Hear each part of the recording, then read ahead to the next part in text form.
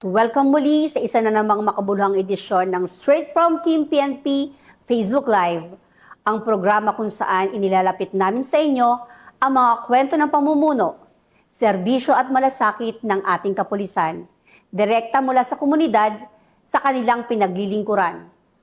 Ako po ang inyong lingkod, Police Captain Cherry Vicente, sa pamumuno ng ating Chief PNP Police General Jose Melencio Nartates Jr., at sa direksyon ng pamahalaan sa ilalim ng liderato ni Pangulong Ferdinand Bongbong Marcos Jr. Patuloy na isa sa buhay ng Philippine National Police ang bagong PNP para sa bagong Pilipinas, serbisyong mabilis, tapat at nararamdaman. Binabati rin po natin ang Direktor ng Directorate for Police Community Relations, Police Major General Roderick Augustus Alba, at ang Direktor ng Police Community Affairs and Development Group, Police Brigadier General Vina Havana Guzman, sa kanilang patuloy na paggabay at suporta sa pagpapalakas ng ugnayan ng pulisya at mamamayan. Yan po ang ating dalawang matitikas na officers po, mga ating PNCO po na nagsikhayo sa kanilang trabaho at talaga namang napansin sila ng ating organisasyon dahil sa kanilang napakagandang projects at the same time yung kanilang ugali sa trabaho. Hindi po ba? Mga chief, ano yung mga pagpapahalaga or prinsipyo ninyo bilang isang pulis? Ano po yung naging prinsipyo ninyo sa trabahong ito na siyang pinangahawakan nyo pamula noong civilian pa kayo hanggang ngayong pulis po tayo? Yes, Chief Plaza. Simula, yung civilian pa hanggang ngayon, yung pagkakaroon po ng matinding takot sa Panginoon, ito po yung aking pang-araw-araw na pinangahawakan na yung takot po sa Kanya na baka mamaya mabigyan tayo ng pagsubok. Kaya po, ito po, yun po ang ating pagpapahalaga sa Panginoon po natin. At ang pangalawa po, yung disiplina sa katawan, sa pamilya, at sa pang-araw-araw ng kabayan pati sa trabaho, yung disiplina po. Kasi po, alam po natin, halimbawa, alam natin mali, huwag na po natin gawin para hindi po tayo maligaw ng landas. Yung po, yung takot po sa Panginoon at ito po, yung disiplina sa sarili. Yun nga, ang ganda po. What is wrong and what is right. Dahil nandyan nga po yung pananalig din natin sa Panginoon na every challenges po na nakakaharap natin, dahil ang sampalataya natin sa Panginoon ay napakataas po, talaga yung hope po din natin ay napakataas. Ikaw naman, Chef Rogie, ano naman ang iyong naging prinsipyo? Ma'am, ano po, yung integridad, disiplina, profesionalismo, at yung malasakit sa kapwa. Naniniwala po ako ang tunay na serbisyo ay nagmumula sa tapat na hangarin na tayo makatulong sa ating publiko po. Tama. Yang ang ganda po ng yung malinis na puso po, yung magandang intention talaga natin sa kapwa natin. So talagang maganda rin po ang naging foundation po ninyo bilang tao at bilang pulis po. Mga sirs, ano po yung mga naging best practices ninyo? Chief Plaza. Opo ma'am, sa akin nga po, yun na nga po sa trabaho ko bilang operatiba, wala po talaga, ang best practices ko lang po talaga yung community-oriented policing po natin eh. Yung pakikisalamuha, pakikilahok sa kanila, pagiging makatao, pakikisama, pakikipag-usap, yun po naging best practices po talaga, yung community-oriented policing po natin. Yes po. Talaga po, ito yung isang magandang naituro sa atin sa serbisyo po, no? Yung talagang lumapit tayo sa ating mga kababayan. At hindi dapat talaga maging brusko. Yung magandang pakikisalamuha, yung pakikipagkapwa, katulad ng sabi ni Chief Plaza.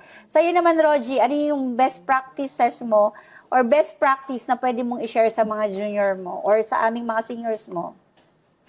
Ma'am, isa po dito ma'am, yung tulad ng sinabi ko na yung dedikasyon po natin. Dahil sa dedikasyon po ma'am, nagpatuloy pa rin po ako sa pag-aaral upang manaliksik sa mga bagong teknolohiya, yung pagiging bukas natin sa pagbabago at paggamit ng mga simple innovation upang makatulong po ito sa ating organisasyon at sa publiko. Kaya nakita naman natin talagang ang pag-aaral is a continuous process eh. Sir, paano niyo po na sisiguro po na yung professionalism and integrity sa trabaho na maintain? Kasi nga po, di ba sa work, kahit pa paano, meron tayong mga konting conflict, paano po natin na maintain yung magandang relationship sa ating mga kasamahan? Sa akin po, ang pinaka-the best po sa akin, yung respeto. Respeto po, lalo na sa ating mga commission officer po natin. Respeto po natin sila. At saka po doon sa mga senior PNCO, respeto po natin ang kanilang mga spouse. Sila po yung mga nandiyan na, mga senior po natin, mga gagabay po sa atin, lalo na pa yung mga officer po natin. At saka respeto po sa mga kababayan natin. Respeto po natin ang bawat isang mamamayan ng ating Pilipinas. Yun po, ma'am. Number 1 po talaga yan, yung pagbigay po ng respeto. Sabi nga, respect begets respect. Kaya maganda pong ipakita natin yan. Ikaw naman, Rogie, ano naman yung ma-share mo sa office mo na masasabi mo yun yung naging batayan mo ng professionalism? Ma'am, tulad nga po nung sinabi ni Sir Plaza, respeto po ay isa sa pinakamalaga. Dahil dito po makikita yung ating pakikisama sa ating mga kasamahan. Pero papakita natin na meron tayong responsibilidad or sense of responsibility.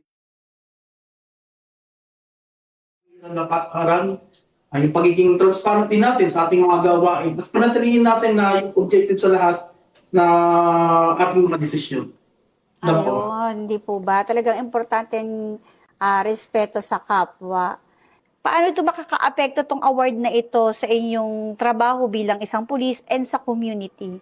Sa akin, ma'am, nakaka-apekto po ito kasi po sa dami, sa mga nahuhuli ko po, sa mga nahuhuli namin sa amin, siyempre po, ang tiwala ng mga kamayan, nababawasan po yung mga may kasalanan sa ating batas. Nababawasan po na umuli po natin sila. At the same time po, siyempre po, nagiging ligtas ang ating bawat mamamayan sa ating mga nasasakupang area of responsibility. Ayan, totoo nga naman talaga yan. Siyempre, may prestige ka na eh. Si Chief Plaza to, ang best PNC for operations. Prestige po yan sa atin dahil sa award na to. Sa'yo naman, Rogie, ano naman yung magiging effect nito sa iyong trabaho? Madadagdagan ba ang trabaho mo? Ganun pa rin po, ma'am. Kung ano pong ibigay sa akin na tasking, gagawin pa rin po natin. Pero tulad sa natin po, ma'am, mas maganda yung initiative ako, ma'am, na kung anong makakabuti sa organisasyon, kung anong makakabuti sa publiko, yun po ang dapat natin gawin. So, yung makakatulong po ito kung maging epektibo at maging efficient yung mga administrative workflow sa mas complex na proseso po.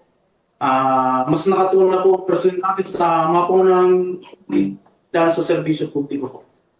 Ayan, napakaganda ng attitude ni Rogie, no? Kasi ang mga kabataan ngayon, kapag ginalingan nila sa isang bagay, natatakot na nilang ipakita yung talent nila kasi baka sila na lang parate. Kaya ang next question ko, bago matapos ang ating kwentuhan, Chief Plaza, ano po yung mensahe ninyo sa publiko para magtiwala sila sa ating mga kapulisan?